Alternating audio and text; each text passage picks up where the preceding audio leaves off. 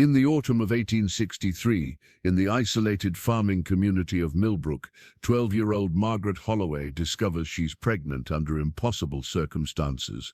She's never been touched by any man. What begins as a medical mystery becomes a descent into generational horror when the town's midwife reveals this has happened before, exactly every 20 years, always to a girl who hasn't yet turned 13. The pregnancy progresses at an unnatural rate, and Margaret begins experiencing visions of previous girls who suffered the same fate in 1843, 1823 and beyond. As the town's dark secret unravels, Margaret learns she's part of an ancient pact made by the founding families, a pact that requires one pure child every generation to carry something that should never be born into this world. The scream that tore through the Holloway farmhouse on that September morning wasn't from pain, it was from pure crystalline terror. Margaret Holloway stood in front of her bedroom mirror, her white cotton nightgown pulled tight against her body, staring at the unmistakable swell of her belly. At 12 years old, having only just begun her monthly courses 3 months prior, she knew enough to understand what this meant, but not how it could be possible. She had never even held a boy's hand, let alone done the things her married sister had whispered about on her wedding night. Yet here was the evidence, as real as the morning frost on her window. Her belly was rounded, firm, and growing. Her mother, Eleanor Holloway, burst through the door with flour still dusting her hands from the morning's bread. The words of scolding died on her lips when she saw Margaret's face, then followed her daughter's trembling finger pointing to her midsection.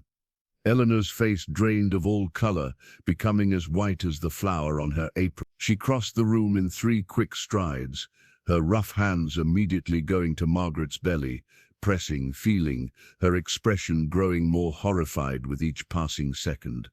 "No," she whispered, then louder, "No, no, no, no, this cannot be.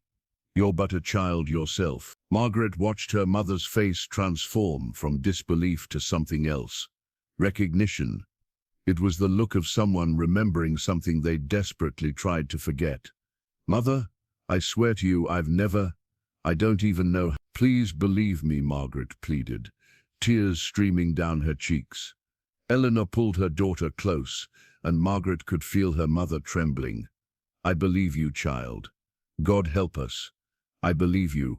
The way she said it made Margaret's blood run cold. It wasn't the response of a mother discovering her daughter's innocence was intact.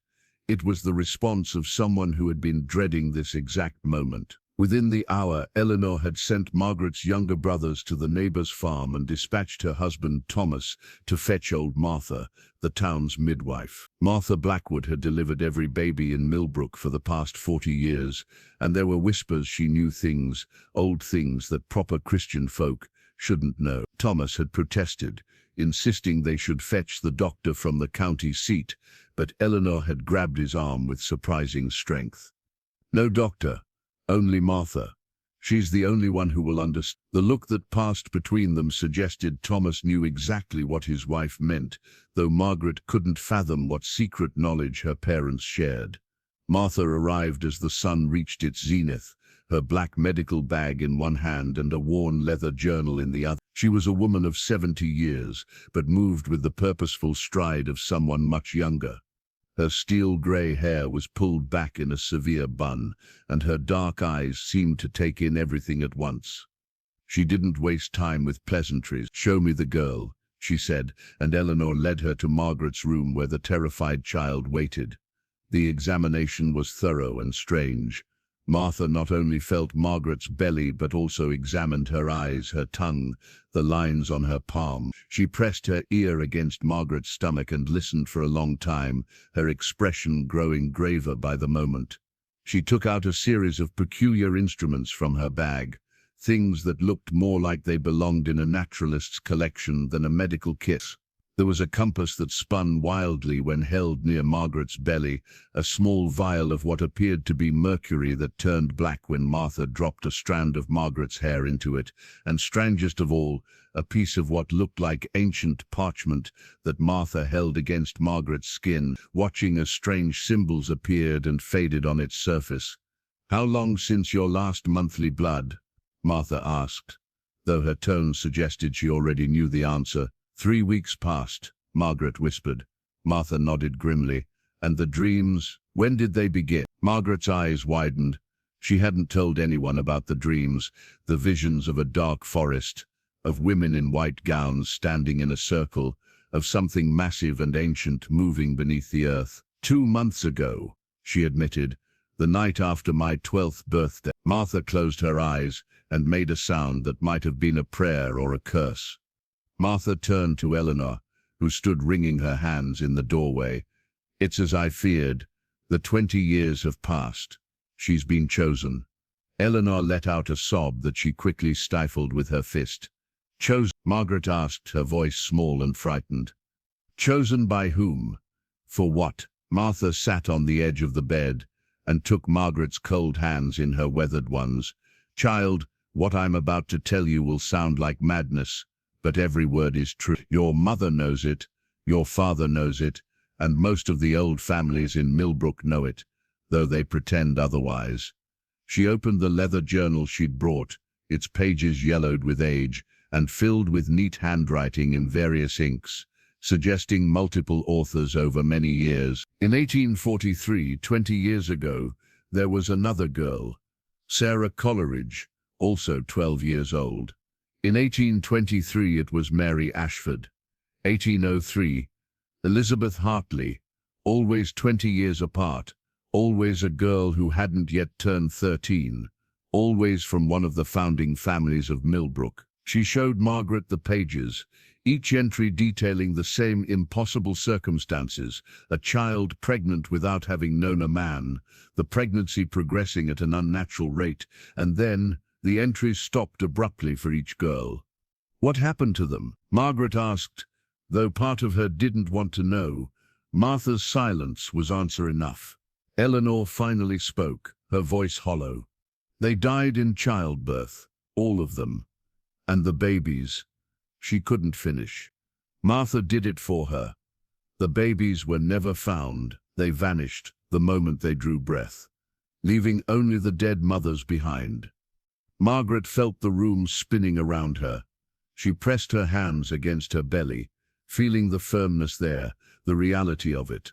But why? How is this possible? Martha stood and walked to the window, gazing out at the peaceful farmland that stretched to the dark line of the forest beyond. In 1763, when this town was founded, the original families made a bargain. The land here was cursed. Nothing would grow, animals sickened and died, children were born wrong or not at all. The native tribes who lived here before had abandoned this place, calling it forsaken ground. But your ancestors, and the ancestors of 5 other families, they were desperate. They'd spent everything to come here, to claim this land. They had nowhere else to go. She turned back to face them, her expression grave. So they made a pact with something that dwelt in the old forest, something that the natives had kept sealed away. In exchange for fertile land and prosperity, they promised a tribute every 20 years, a pure vessel to carry its offspring into the world. The agreement was specific: a girl from one of the 6 founding families, untouched and innocent, who had not yet crossed fully into womanhood. The entity would plant its seed without touch, without violation, through dreams and darkness. Margaret's mind reeled. You're saying I'm pregnant with some demon's child? Martha shook her head. Not a demon, something older, something that existed before such words had meaning. The natives called it the hunger beneath, though it has had many names. And yes, child, it grows within you even now. I can feel it. The compass spins because it generates its own magnetic field. The mercury turns black because your blood has been changed at its most fundamental level. And the parchment, it's from the original compact, and it recognizes you as the chosen vessel. There must be a way to stop it, Eleanor said desperately. To break the pact, to save her. Martha's expression was pitying. Others have tried. In 1823, Mary Ashford's family attempted to flee Millbrook. They made it as far as the county border before Mary went into labor. The birth was violent. The entire family was found dead, torn apart from the inside out. The baby was gone, and Mary's body was discovered back in Millbrook, in the exact spot where the pact was first made, though no one could explain how it got there. Margaret felt a movement in her belly, subtle but undeniable. It was too early. She knew that even with her limited knowledge, at 3 weeks, there should be nothing to feel. But there it was again, a flutter, a turning. "It's moving," she whispered. Martha and Eleanor exchanged alarmed glances. "Already? That's sooner than the others." Martha consulted her journal. Sarah Coleridge didn't feel movement until the 6th week. "The progression is accelerating." "How long do I have?" Margaret asked, surprising herself with the steadiness of her voice. Martha calculated, comparing notes from previous cases. "If the pattern holds, about 3 months, maybe less." Given the acceleration, the entity seems to be growing stronger with each iteration, or perhaps more eager. The last girl, Sarah, she carried for 4 months.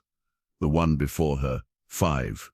You may have only 10 or 12 weeks. Thomas Holloway, who had been silent in the corner, finally spoke. "There must be something we can do, some way to fight this thing." His voice was thick with unshed tears. Martha looked at him with something like compassion. "The only way to break the pact would be to destroy the original compact, but that would mean finding where it's hidden." The founding families divided it into 6 parts, each family hiding their piece. Even if you could locate all 6 pieces, bringing them together might summon the entity itself. And then there's the price of breaking such a bargain. The land would return to its cursed state, the town would fall to ruin, and everyone descended from the original families would suffer the consequences. Margaret stood, her legs shaky but her resolve strengthening. "So I'm to be sacrificed for the prosperity of Millbrook. My life for their comfortable farms and fat livestock." The bitterness in her voice was sharp enough to cut. Martha reached out to touch her shoulder, but Margaret pulled away. "It's not just prosperity, child. If the pact is broken, the entity will be free to take what it wants without restriction. Right now it's bound by the agreement. 1 child every 20 years. Without that binding, it could take every child, every year, or worse." The room fell silent as the weight of this revelation settled upon them. Outside, the normal sounds of farm life continued. Chickens clucking, cows lowing, the distant ring of hammer on anvil from the blacksmith's shop. How ordinary it all seemed, how full. Margaret walked to her mirror again, studying her reflection. She already looked different. Her face was paler, her eyes brighter with an unnatural luminescence.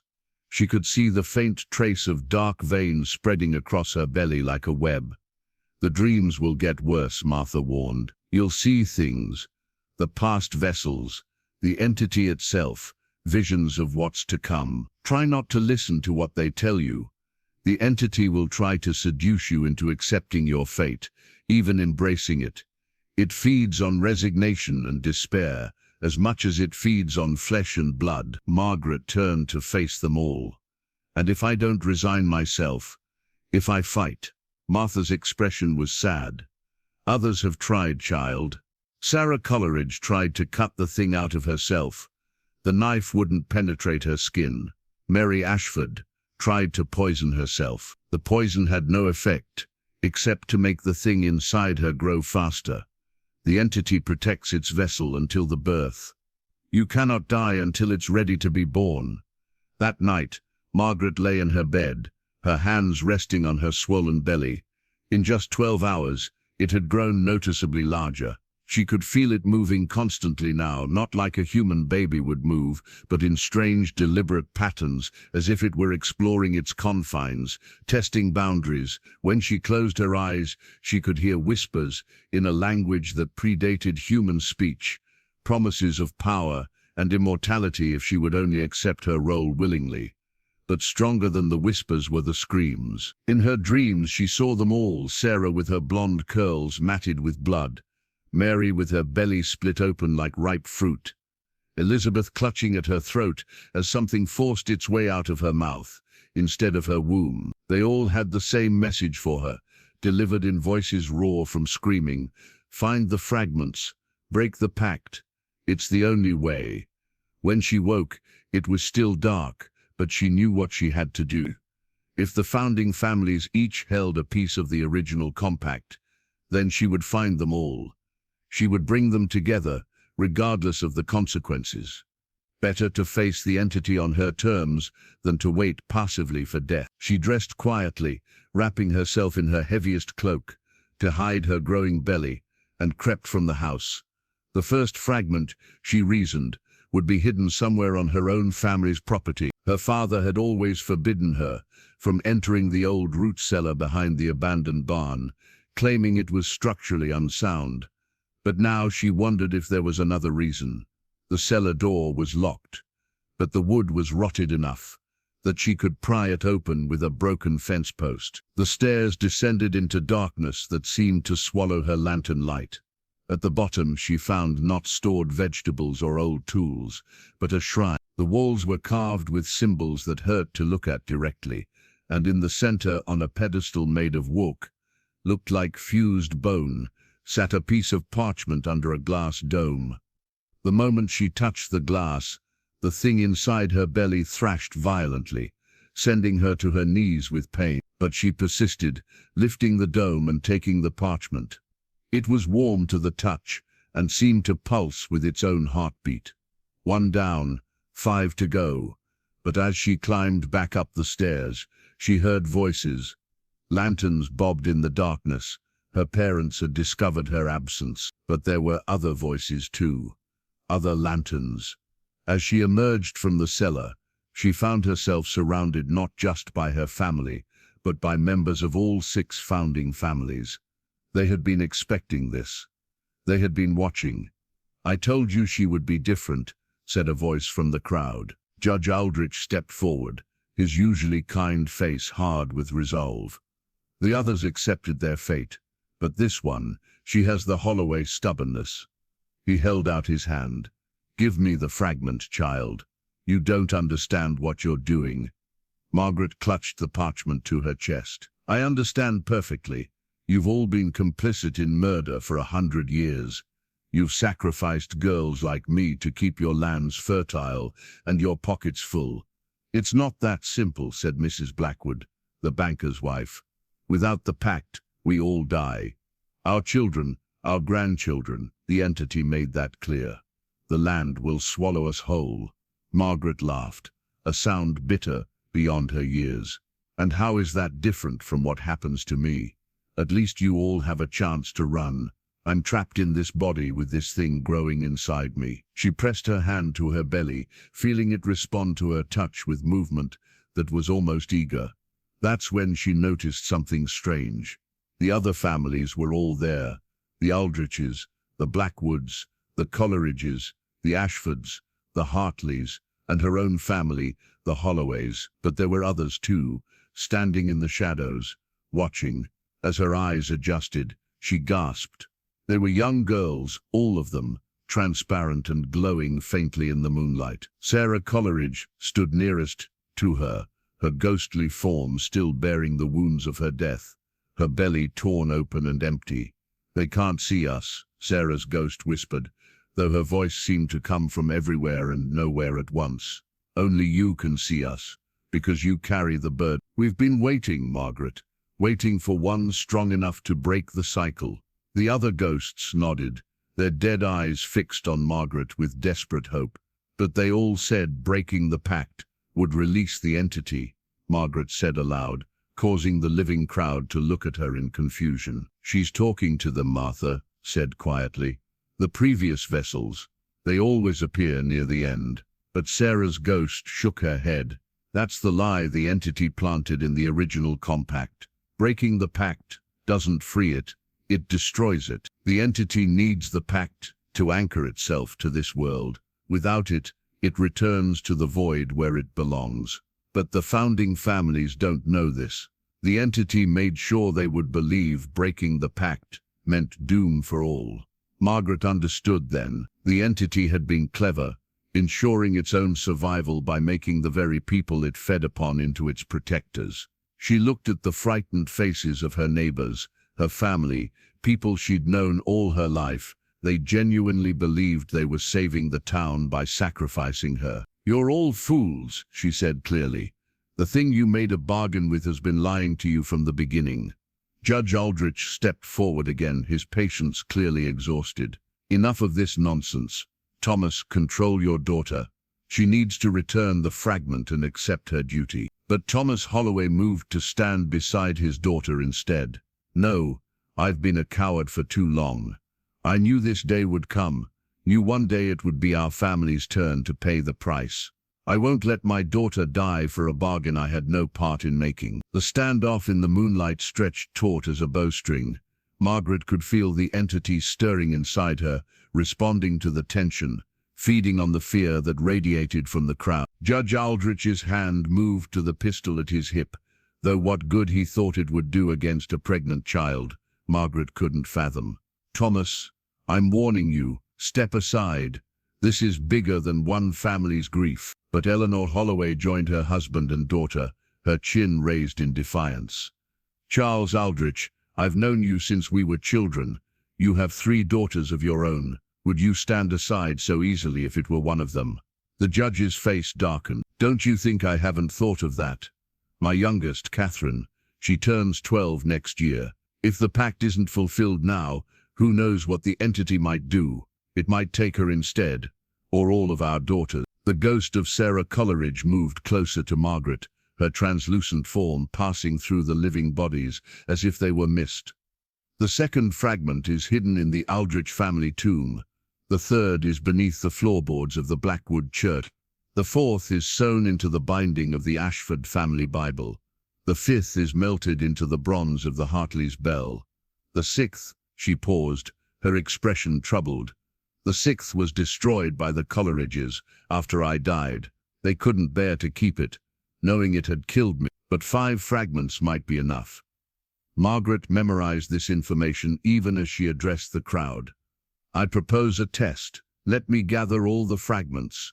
If bringing them together truly releases the entity to wreak havoc, then I'll return them to their hiding places and accept my fate. But if I'm right, if the entity has been deceiving you all along, then we end this curse tonight." The crowd murmured uneasily. It was Mrs. Blackwood who spoke first. "And why should we trust you? You're just a child, and a desperate one at that." "Because," Margaret said, lifting her cloak to reveal her swollen belly, now distended as if she were 5 months pregnant rather than mere weeks. "I'm running out of time. Look at me. The thing inside me is growing faster than it did with any of the others. If the pattern holds, I have perhaps a week, maybe 2 at most. If I wanted to run, I would have. If I wanted to hide, I wouldn't have come to the cellar where I knew you'd be watching. I want to save myself, yes, but I also want to save the next girl, and the next." Martha Blackwood stepped forward from where she'd been observing. "The girl speaks truth about the acceleration. At this rate, she'll give birth within the fortnight. And there's something else you all should know." She pulled out her journal, flipping to recent pages. "I've been researching the patterns, the timings, the intervals between chosen vessels have been shortening. It was 20 years between Elizabeth and Mary, but only 19 years and 10 months between Mary and Sarah. And now Margaret, chosen exactly 19 years and 6 months after Sarah. The entity is growing impatient, or perhaps stronger." This revelation sent a ripple of fear through the crowd. If the intervals were shortening, their own daughters might be at risk sooner than expected. Judge Aldrich's resolve wavered visibly. "Even if we agreed to this mad plan, the fragments are hidden for a reason. Some of them are protected by measures." "You mean traps," Margaret said flatly. "Traps to keep people like me from trying to break the pact." The judge nodded reluctantly. The founding families weren't fools. They knew eventually someone might try to gather the fragments. Each hiding place has its own protections. Margaret felt the entity twist inside her, and suddenly her mouth was speaking words that weren't her own, in a voice that seemed to come from the depths of the earth. "The protections are nothing. The vessel can pass through them unharmed. I ensure it." The crowd stepped back in horror as Margaret's eyes rolled back, showing only white, and that terrible voice continued.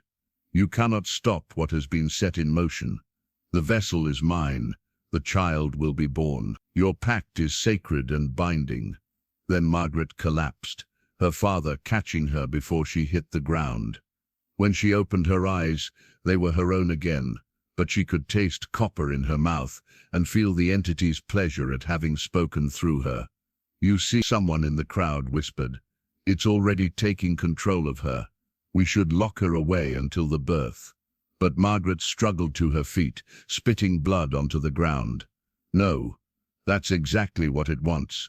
It spoke through me to frighten you, to make you give up. But I'm still here, still fighting. And I noticed something when it spoke. It said I could pass through the protections unharmed. It wants me to gather the fragments too. Why would it want that unless it knows something we don't?" The ghosts of the previous vessels had multiplied. Now Margaret could see dozens of them, not just from the past century but stretching back further. Native women were among them, their faces painted with symbols of warding that had failed to protect them. They all nodded at her words, their spectral forms flickering like candle flames. The oldest among them, a native woman whose eyes held centuries of sorrow, spoke in a language Margaret shouldn't have understood but somehow did. "The entity fears the binding as much as it needs it. It seeks to be born fully into this world, but the pact keeps it partially trapped between realms. It hopes you will die trying to gather the fragments, or that the attempt will weaken you enough that it can take full control." Margaret turned to the crowd. "Give me 3 days. If I haven't gathered all the fragments by then, I'll submit to whatever you decide. But I need to try, for all our sakes." The families exchanged glances, conducting a silent democracy of looks and nods. Finally, Judge Aldrich spoke. 3 days. But you'll be watched at all times. And if you show signs if the entity takes control again, we'll stop you." The first fragment was already in Margaret's possession, wrapped in a cloth torn from her petticoat.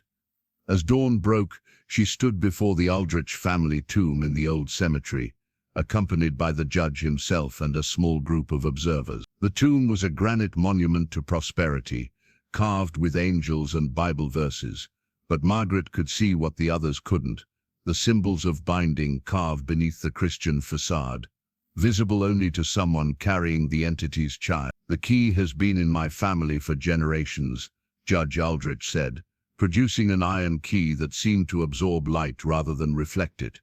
"No one has opened this tomb since my grandfather's time." He inserted the key and turned it. The lock clicked open with a sound like breaking bones. The door swung inward, releasing air that smelled of centuries and secrets. Inside, coffins lined the walls, but Margaret's attention was drawn to the altar at the far end, where a piece of parchment sat in a crystal case. As she approached, the floor began to shift. Stones that had seemed solid revealed themselves to be balanced on hidden mechanisms. Judge Aldrich grabbed her arm. "Don't move. The floor is designed to collapse if you step on the wrong stone." But Margaret could see the path. The entity's presence within her illuminated the safe stones like a twisted gift. She walked forward, her steps sure despite her swollen belly throwing off her balance, and retrieved the second fragment. The moment she touched it, visions flooded her mind. She saw the night the pact was made, 6 desperate families, standing in a circle as something vast and hungry rose from the earth. She saw them signing their names in blood on parchment made from human skin, though they didn't know that's what it was at the time. She saw the entity's true form, or as much of it as human minds could comprehend. A writhing mass of darkness and teeth and eyes that existed in more dimensions than 3, and she saw what it truly wanted, not just to feed, but to transform this world into a replica of its own realm, a place of eternal hunger and suffering. When the vision cleared, she was on her knees, blood running from her nose. The second fragment was clutched in her hand, burning her palm but impossible to release. Judge Aldrich helped her to her feet, his face pale. "What did you see?" She looked at him with eyes that had aged years in moments. "I saw the truth, and now I understand why the entity wants me to gather the fragments. It thinks I'll be too weak to use them properly when the time comes. It's counting on my fear." The Blackwood Church was next. Mrs. Blackwood led them there, her hands shaking as she unlocked the door. "My family has been the keeper of this church for 5 generations, she said. "There are rooms beneath it that predate the building itself, carved from stone when the natives lived here. We were told never to go down there, but I always knew something was hidden below. The way down was hidden behind the altar, a narrow staircase that descended into darkness. The walls were carved with scenes that became more disturbing the deeper they went. Humans transforming into things that weren't human, children being born with too many limbs or no faces at all, trees that walked and fed on blood. At the bottom was a circular room with a floor made of a single piece of black stone that reflected no light. "The fragment is beneath this stone," Mrs. Blackwood said. "But the stone itself is protected." She was right. Margaret could feel the protection like electricity in the air. The stone was more than just rock. It was a seal, keeping something contained beneath it. "There's something under there," Margaret said. "Something alive." The ghosts of the previous vessels appeared around her, their faces grave. Mary Ashford's spirit spoke. "It's one of the entity's children from before the pact.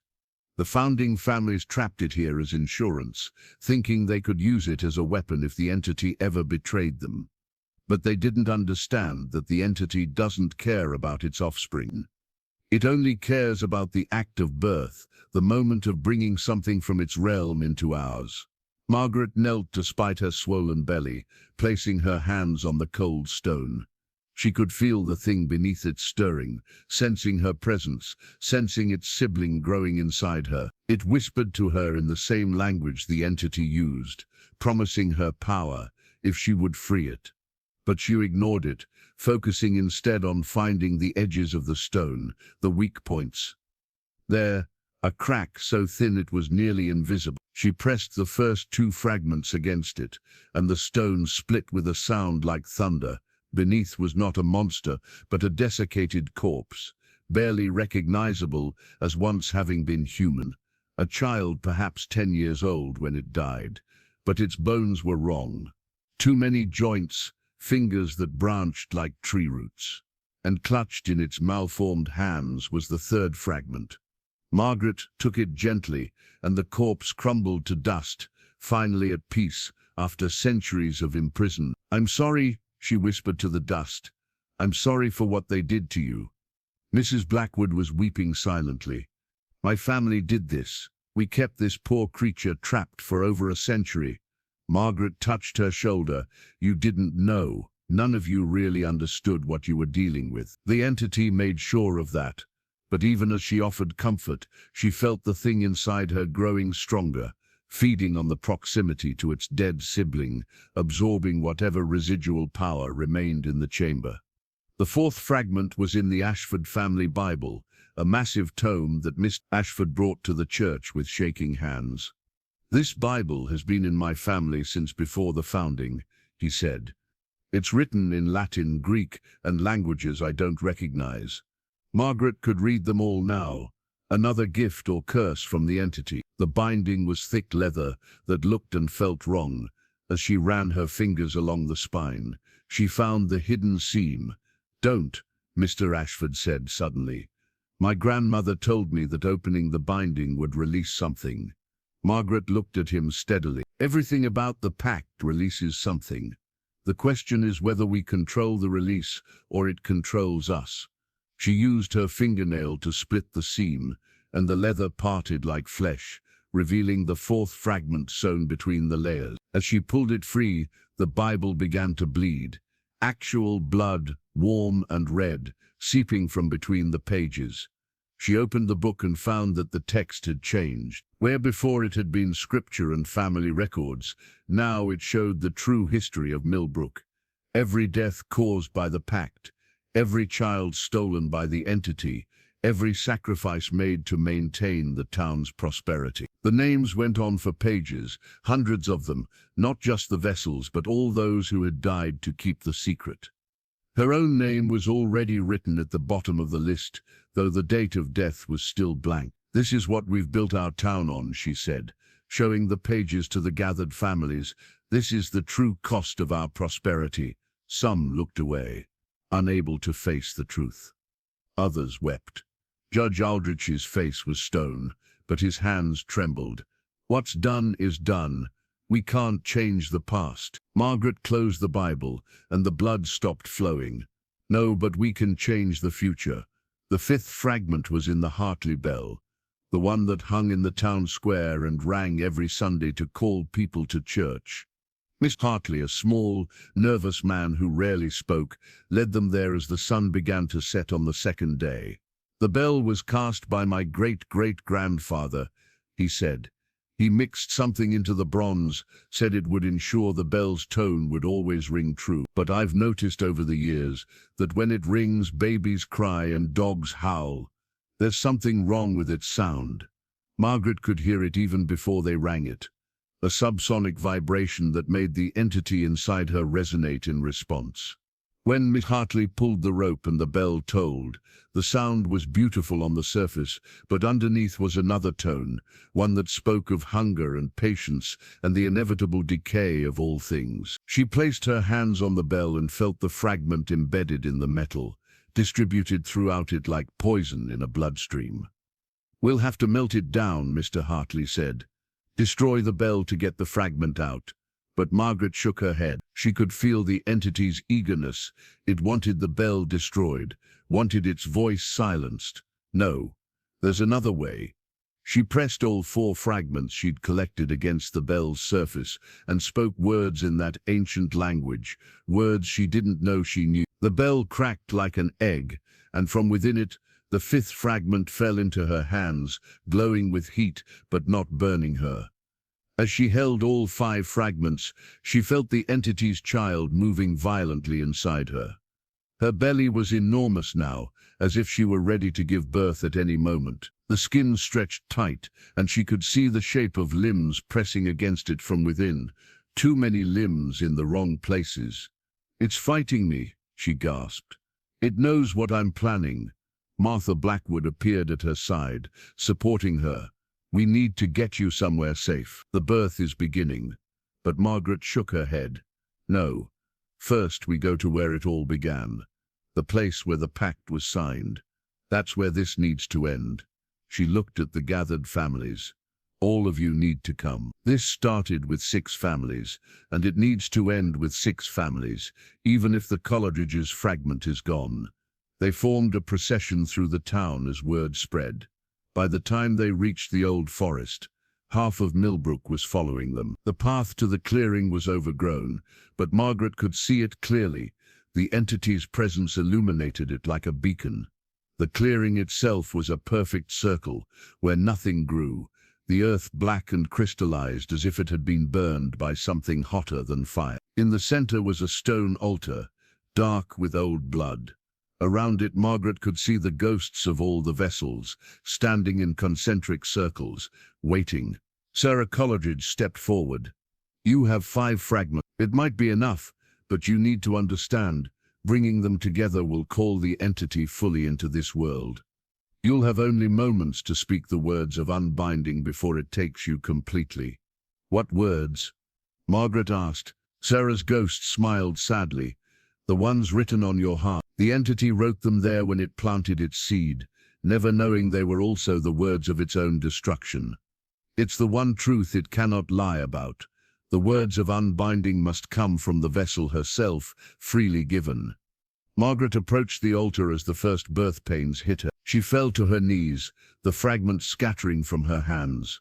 The gathered crowd gasped as her belly rippled and moved, something inside trying to claw its way out. "Place the fragments on the altar," Martha instructed, but when people moved to help, Margaret waved them back. "No, it has to be me. Only I can touch them now." Margaret crawled to where the fragments had fallen, each movement sending waves of agony through her body. The thing inside her was fighting to be born, but not through any natural means. She could feel it trying to tear through her sides, her back, anywhere it could find weakness. Her fingers closed around the first fragment just as her water broke. But what flowed from her wasn't clear fluid, but something black and viscous that smoked when it touched the ground. "Stay back," she gasped to the crowd as she dragged herself toward the altar. The second fragment was farther away, and as she reached for it, her belly contracted so violently that she screamed. The sound that came from her throat wasn't entirely human. It was mixed with that otherworldly voice, creating a harmony that made everyone cover their ears. Windows in the distant town shattered. Birds fell dead from the tree. Martha started forward to help, but the moment she crossed into the circle, she was thrown back by an invisible force. "There's a barrier," she said, struggling to her feet. "The entity is sealing her in with it." Margaret managed to grab the second fragment, then the third. Each one she touched made the birth pains worse, as if the entity knew what she was planning and was trying to stop her by being born before she could complete the ritual. The fourth fragment was almost at the altar, and she dragged herself toward it, leaving a trail of that black substance behind her. The crowd watched in horror as her belly began to split, not along any natural seam but vertically, like something inside was using a knife. Through the split, they could see something moving, not flesh, but shadow given form, writhing and pulsing with its own terrible life. The words Margaret whispered to herself, trying to remember what Sarah's ghost had said, the words written on my heart, but all she could feel was pain and terror. The fifth fragment was in her hand now, and she pulled herself up to the altar, using its rough stone edges. As she placed the fragments on the altar's surface, they began to glow and merge, becoming a single piece of parchment that showed the original pact in its entirety.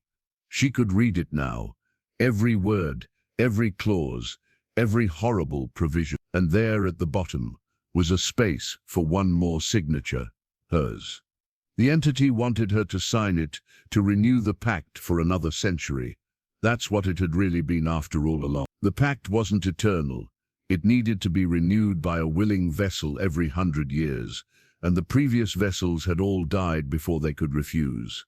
"Sign it," the entity's voice boomed from within her, from the ground, from the air itself. "Sign it and live. Refuse, and watch everyone you love die with you." The split in her belly widened, and a hand emerged. But it wasn't a baby's hand. It was long and black, with too many joints and fingers that ended in points like needles. It reached toward the parchment, trying to force her hand to take the quill that had materialized beside it. Margaret looked at the crowd, at her parents' terrified faces, at the families who had perpetuated this curse for generations. Then she looked at the ghosts of the vessels, all nodding encouragingly. She understood now. The words of unbinding weren't words at all. They were a choice. The choice to refuse, to break the cycle, even at the cost of everything. "No," she said clearly, and the simple word had power. The entity howled through her throat, and the hand from her belly clawed at her, trying to drag itself free. "No," she said again, louder. "I refuse the pact. I reject the bargain. I deny you entry into this world." With each word, the fragments on the altar glowed brighter, and the parchment began to burn with white fire. The entity's fury was apocalyptic. The ground split open in great cracks, radiating out from the altar. Trees burst into flame. The barrier around the circle expanded, pushing the crowd back further. Margaret's body convulsed as the entity tried to birth itself by force, but something was happening. The white fire from the parchment was spreading to her, not burning her but filling her with light. "You cannot refuse," the entity raged. "The pact is binding. Your ancestors signed in blood." Margaret laughed through her pain, blood running from her mouth. "They signed for themselves and their children, but I am no longer their child. I am something new. I am the vessel that says no." She pressed her hands to her splitting belly, and the white fire flowed from her hands into the wound. The entity's emerging form recoiled, smoking and shrieking. The ghosts of the vessels moved closer, able to pass through the barrier. They placed their translucent hands over hers, adding their refusal to hers, their denial to hers. "We all say no," they spoke in unison. "Every vessel who died unwilling, every girl sacrificed for prosperity. We refuse, we reject, we deny." The white fire grew brighter, fed by 100 years of suffering and resistance. The entity began to withdraw, pulling itself back into whatever dimension it came from. But it wasn't going quietly. As it retreated through Margaret's body, it tried to take her with it, to drag her soul into its realm. She felt herself being pulled apart at the most fundamental level, her very essence being torn between worlds. "Hold on," Sarah's ghost whispered. "Hold on to who you are. Don't let it take you." Margaret thought of her life, short as it had been. She thought of her brother's laughter, her mother's songs, her father's strong hands teaching her to milk cows.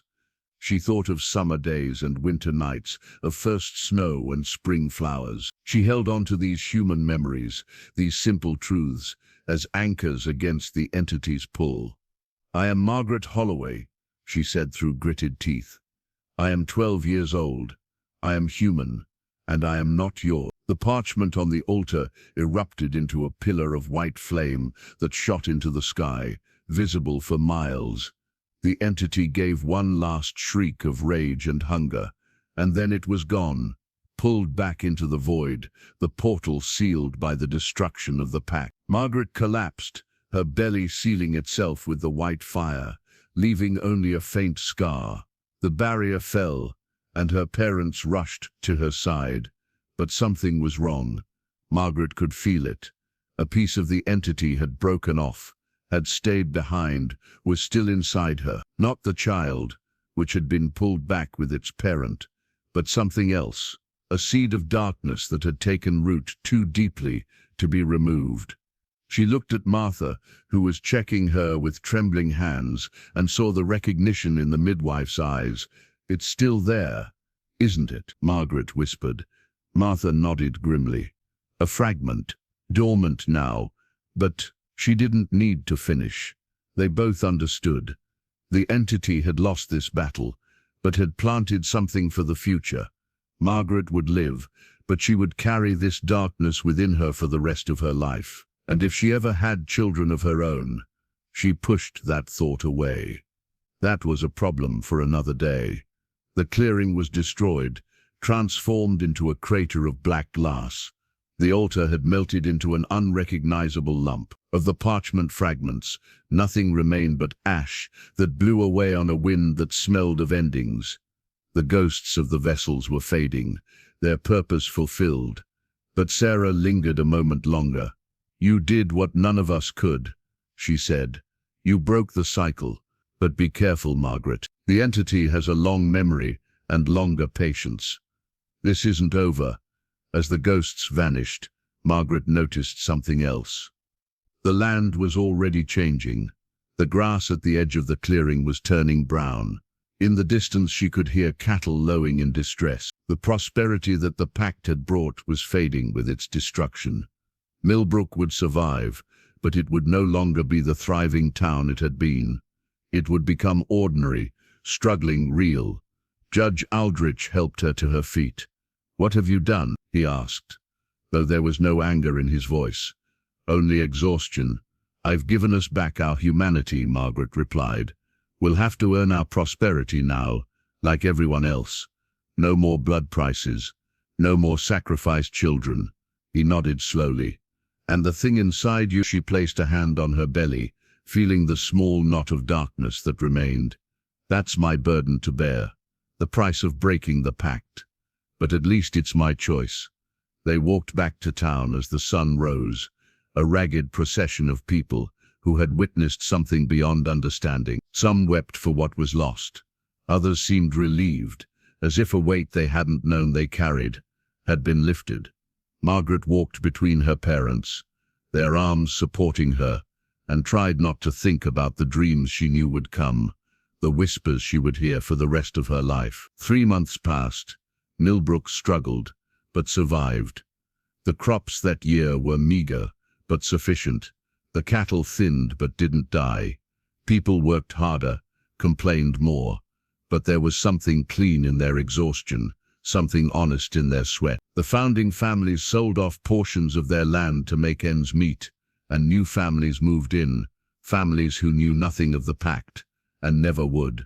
Margaret recovered slowly. Her body healed, returning to its childlike state, but she was changed. She could see things others couldn't, the thin places where reality wore through, the shadows that moved wrong, the patterns in seemingly random events that suggested vast intelligences at work. The fragment of the entity within her was quiet but present, like a stone in her shoe that she could never remove. She didn't return to school. How could she sit with other children and pretend to care about arithmetic when she had carried a god's offspring? Instead, she worked with Martha, learning the midwife's trade, preparing for a future where her knowledge might prevent another tragedy. Martha taught her everything, not just about birthing babies but about the old protections, the symbols that could ward off the wrong sorts of attention, the herbs that could quiet troublesome dreams. The dreams were the worst part. Every night, the entity visited her, not in its true form but wearing faces of people she knew, trying to seduce her, frighten her, or bargain with her. It showed her visions of what her life could be if she would just make a small compromise. Just a tiny pact, nothing like the original, but showed her power, wealth, love, everything a human might want. And when temptation didn't work, it showed her horror, her family dying in various ways, Millbrook burning, herself growing old alone and mad. But Margaret had learned something important during her ordeal. The entity could only show her things, not make them happen, not anymore. Its power in this world had been reduced to whispers and shadows. As long as she didn't listen, didn't agree, didn't invite it back in, it couldn't touch her or anyone else. She was its prison now, and she intended to be a strong one. One day, a letter arrived from Boston. A doctor there had heard about her case, garbled rumors of a mysterious pregnancy and miraculous recovery. He wanted to examine her, to write papers about her condition. Margaret burned the letter. There would be others, she knew.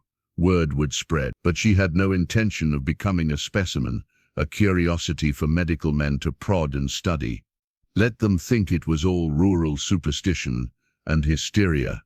Her brothers, younger and resilient, adapted quickly to the family's reduced circumstances. They didn't know the full truth of what had happened, only that Margaret had been very sick and was now better. They treated her with a mixture of awe and normal sibling irritation that she found comforting. Children, she realized, were remarkably good at accepting the extraordinary and then moving on with their lives. Thomas Holloway aged 10 years in those 3 months. His hair went grey at the temples, and lines etched themselves deeply around his eye.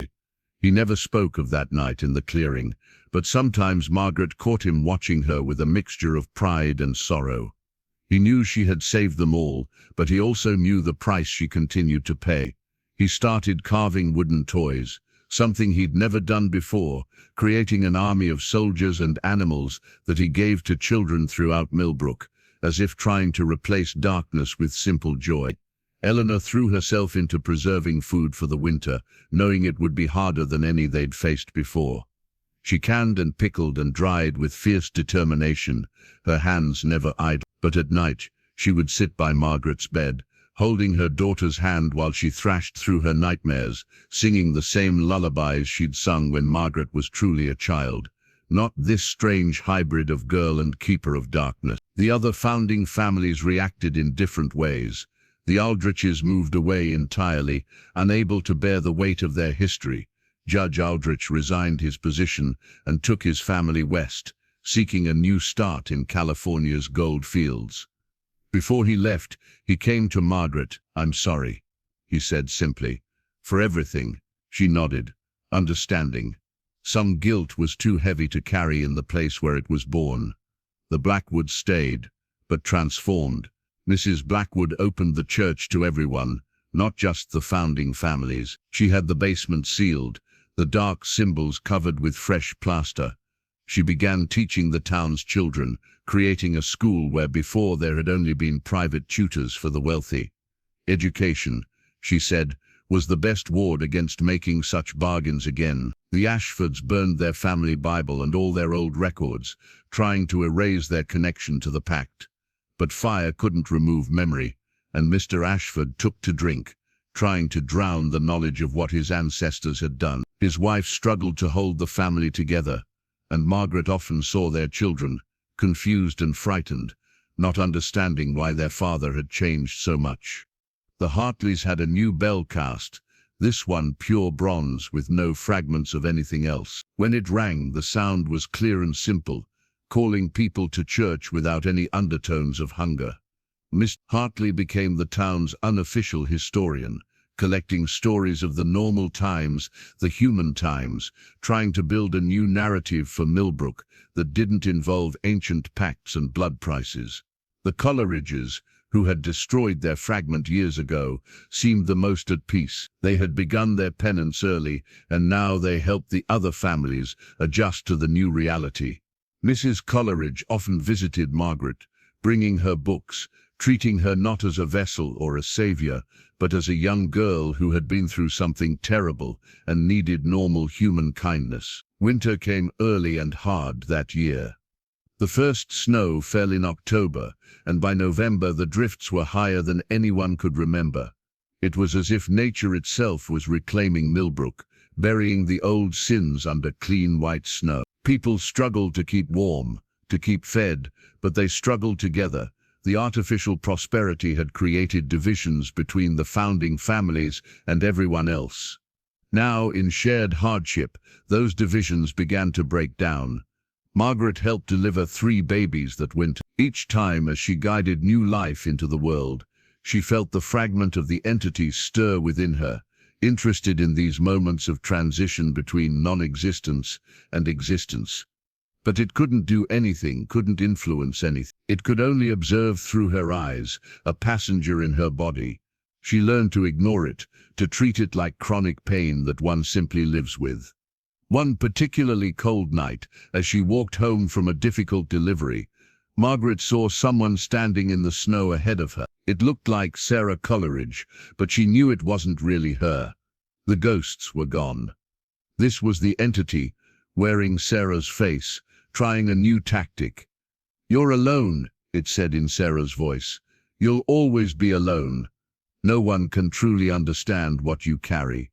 No one can share your burden." Margaret walked right through the apparition, letting it dissolve around her like mist. "I know," she said to the empty air, "but alone isn't the worst thing to be. And I'm not really alone. I have my family, my town, my purpose. That's more than you have, trapped in your void, with nothing but hunger." The entity didn't appear to her again for weeks after that, as if her acceptance had robbed it of power. Spring came late but came nonetheless. The ground, freed from the pact's influence, was harder to farm, but not impossible. People learned new methods, shared knowledge with neighboring towns they'd previously looked down upon. Millbrook would never be as prosperous as it had been, but it began to find a new equilibrium, a balance based on honest work rather than dark bargains.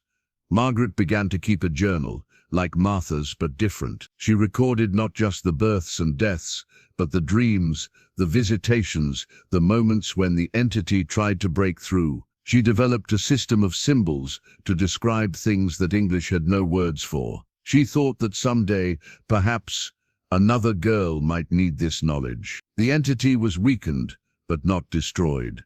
It would try again, in another place, in another time, and someone should be ready.